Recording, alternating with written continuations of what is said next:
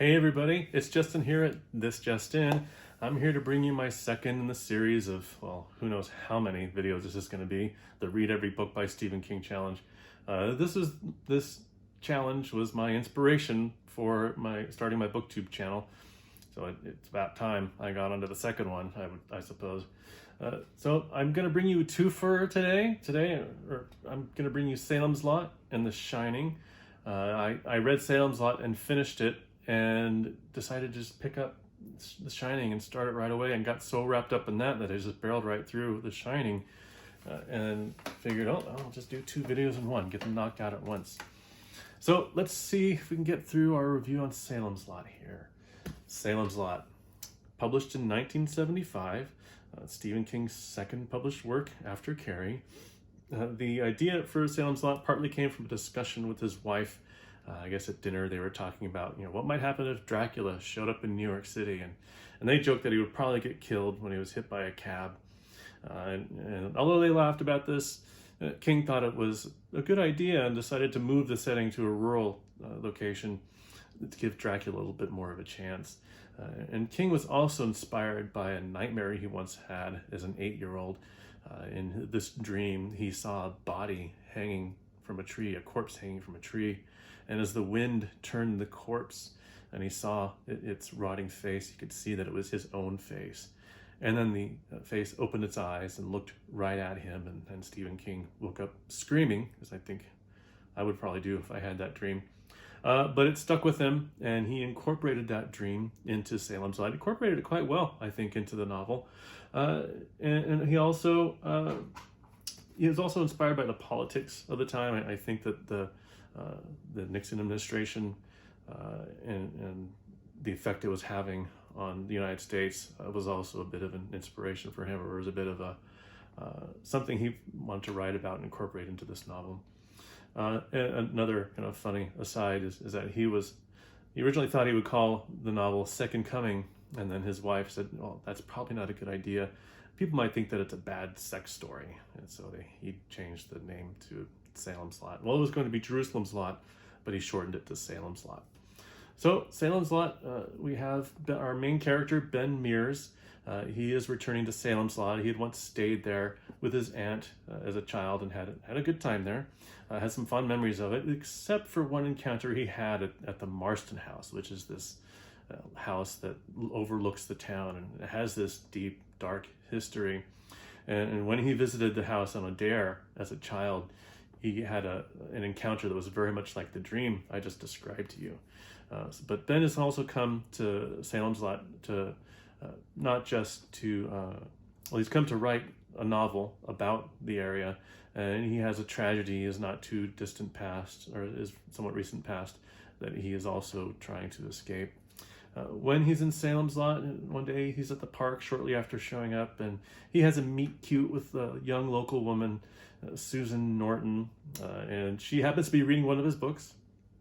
And so, of course, they hit it off, and they develop a relationship. And this is much to the chagrin of Susan's mother, who really prefers another man that Susan has been seeing. But this is a bit of the relationship between Susan and her mother is somewhat rocky, and so Susan sees this as a pretty good opportunity I guess she's falling in love with Ben, but she also sees this as an opportunity to kind of dig into her mother a bit.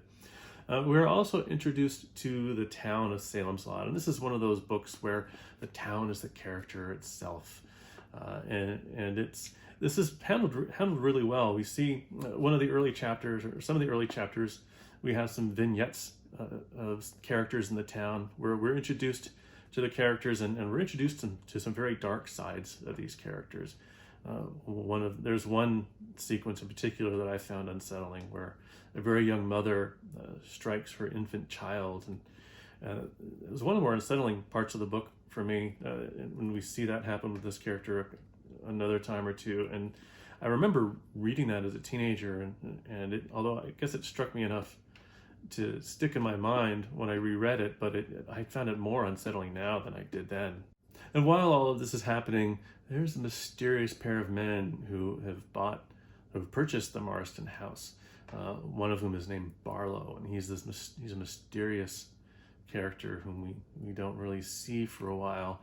And Straker is also part of the one of the new residents of the Marston house, and they're opening up an antique shop. But there might be more going on with them than we first realized. But I mean, well, we know that this book is a vampire book, and we know that it's partially inspired by Dracula, and Barlow, of course, is the Dracula sort of mirror in the novel.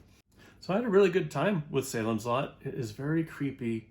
It has this slow burn to the first half, a slow build that worked really well for me. And then somewhere around the middle, it kind of, to use a cliche, it explodes into action. And I found it really hard to put down.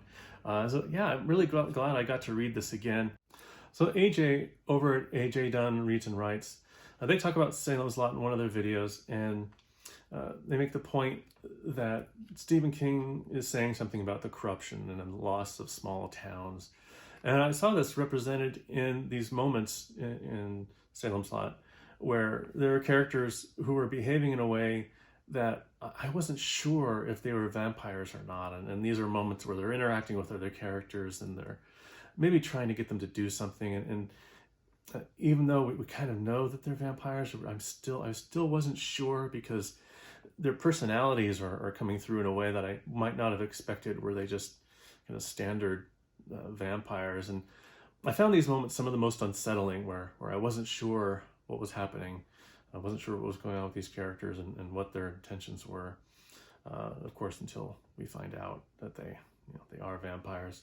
Anyway, I really had a great time with this book. Highly recommend it. Hope I haven't said too much about it up to this point, but Salem's Lot, check it out. A couple of just one King trope, actually, that I could identify. This is the writer as a main character in the novel. I think this is the first time we see this in a King novel. I don't think this is an aspect of any of the Bachman books, but I'll find out when I get there. And then there is a character who kind of wanders off, and then I guess this character ends up in one of the Dark Tower novels. But I'll find out. I haven't actually read in the Dark Tower novels, and that will be a part of this Read Every Book by Stephen King challenge, of course. Okay, so that's the first book in my review here. Let's move on to The Shining. Yes, The Shining, perhaps one of King's most well-known novels. This is, of course, his third published novel. I decided to dive right into this after Salem's Lot. I thought about waiting for Mike and for his review, because my intention was to wait for him to review his novel until I put my review out, but I dove right into this, found myself engrossed in it right away, and decided to just move on ahead and wait to do the Salem's Lot video, because I really wanted to get this finished, because I was enjoying it quite a lot.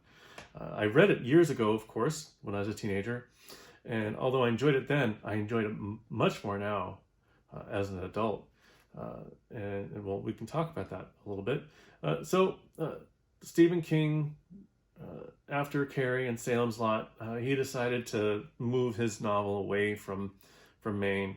And I get the story goes, I guess, that he opened up an atlas and randomly picked a place to set his next novel, and he found Colorado. And so King and his wife stayed at the Stanley Hotel in Colorado, and he was inspired there to write The Shining. It was, when he was there, it was getting ready to close for the season, and they were some of the only people, that, if not the only patrons there at the Stanley Hotel. And I guess they had a dinner in the Grand Hotel, the Grand Dining Room of the hotel. They were the only people in the dining room. The tables and the chairs on top of them, they were offered only one meal to eat, and the atmosphere was such that it inspired him, that inspired the story. And while staying there, he also had a dream where a fire extinguisher hose chased his son down the hallway of the hotel. And after he woke up from that dream, he came up with the outline for the entire novel. And so here we have The Shining. The Shining is about Jack Torrance. Jack Torrance is a struggling writer who was an alcoholic, and he's taking on a job as a caretaker at the Overlook Hotel in Colorado. It is closing for the winter season, and Jack and his family, his wife Wendy and his son Daniel, are staying in staying in the Overlook Hotel. They're not staying in The Shining. Well, they are staying in The Shining, but they're staying. Actually, the character's actually staying in the Overlook Hotel. But anyway, Danny's 5 years old, and he has these psychic abilities, and he is able to more or less read people's thoughts and understand what people are feeling, and he, while they're showing up and they're getting introduced to the hotel and getting introduced to the staff, he meets Halloran, who's the chef of the hotel, and Halloran also has this psychic power, and he calls it the Shining, and so that's how we're introduced to the concept of the Shining and what the title means. And so Jack is there he has a play that he wants to finish, and he's hoping that the isolation of being at the hotel will give him the time to finish that play. But he's not only trying to finish that play, he's trying to rebuild his connection with his family. He has an incident in the past where when he was drunk, he got angry at Danny, and he grabbed him and broke Danny's arm. So he's trying to put these pieces back together and rebuild his relationship with his wife and with his son. But unfortunately, he's come to the worst place to do this, because the Overlook Hotel has a terrible past and has a terrible haunting. There's ghosts, and the Overlook Hotel itself is much like Salem's Lot was a town, or is a character in Salem's Lot. The Overlook Hotel is a character in The Shining. And it is full of ghosts and may even have a will of its own, which it plans to exert over Jack Torrance. And so I connected this book in a way that I didn't see coming. And it's kind of awful to say, but there are some ways in which I related to Jack Torrance. And there's a quote from Stephen King that I'd like to read that it's on the Wikipedia page, but there's an interesting quote from him. I'll go ahead and read to you. Sometimes you confess. You always hide what you're confessing to. That's one of the reasons why you make up the story. When I wrote The Shining, for instance, the protagonist of The Shining is a man who has broken his son's arm, who has a history of child beating, who has beaten himself. And as a young father with 2 children, I was horrified by my occasional feelings of real antagonism toward my children. Won't you ever stop? Won't you ever go to bed?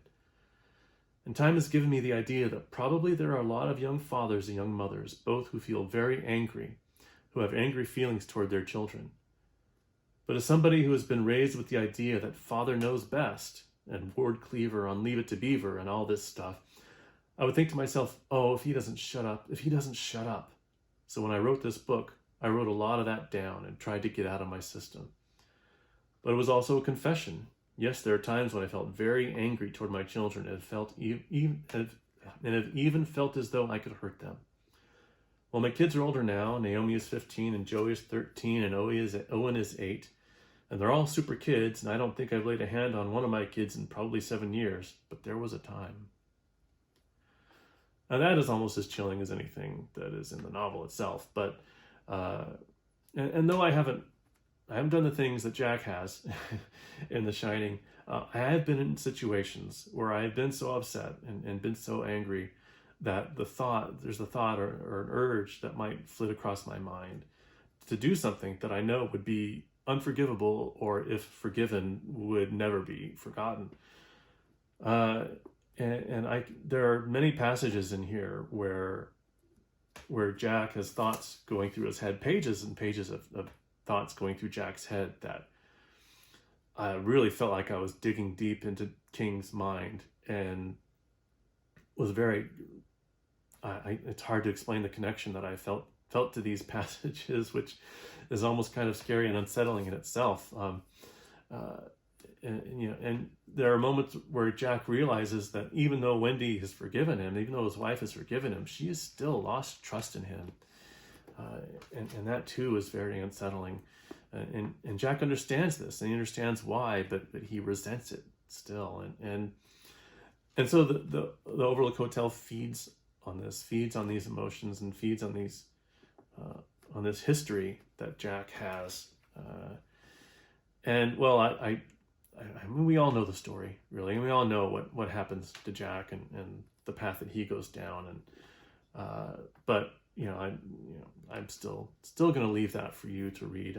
The Shining is an incredible novel that, again, I read as a teenager and did not have near the connection to that I have now, and it really is one of the saddest things I've read in a long time as well. And Salem's Lot itself too was sad. The passage I described about the young woman hitting her infant son was very sad, and the things the disconnect that Jack feels towards his family, and the way the hotel tears them apart also had me felt a deep sorrow. So I mean, if you're ready for that, please read The Shining. It's a fantastic book, and I don't know that I could do it justice. It is probably, in memory and in recent reading, my favorite King novel. I don't know that it can be topped from this point. I should just stop reading Stephen King books altogether, because this is one of his greatest works. Anyway, so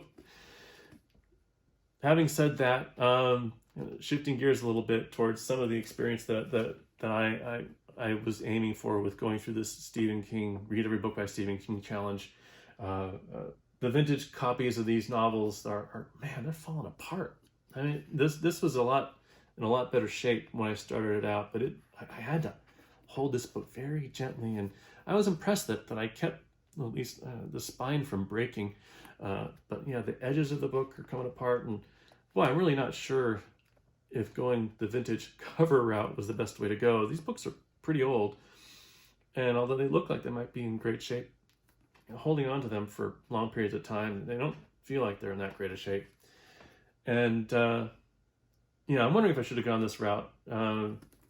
These seem fragile and delicate and prone to falling apart, as if if I handle them too roughly, they might just flit away, almost like a metaphor for my own memories.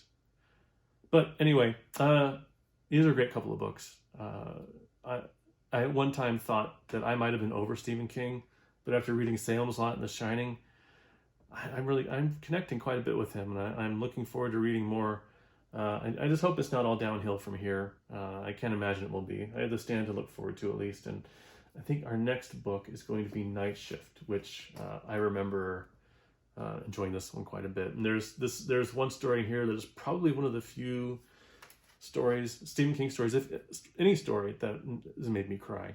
And if you've read this book, you might know what it is. It might be kind of obvious, but anyway, that is my review for The Shining and Salem's Lot. Thank you for watching if you've come this far, and I look forward to seeing you again. Thank you. Good night.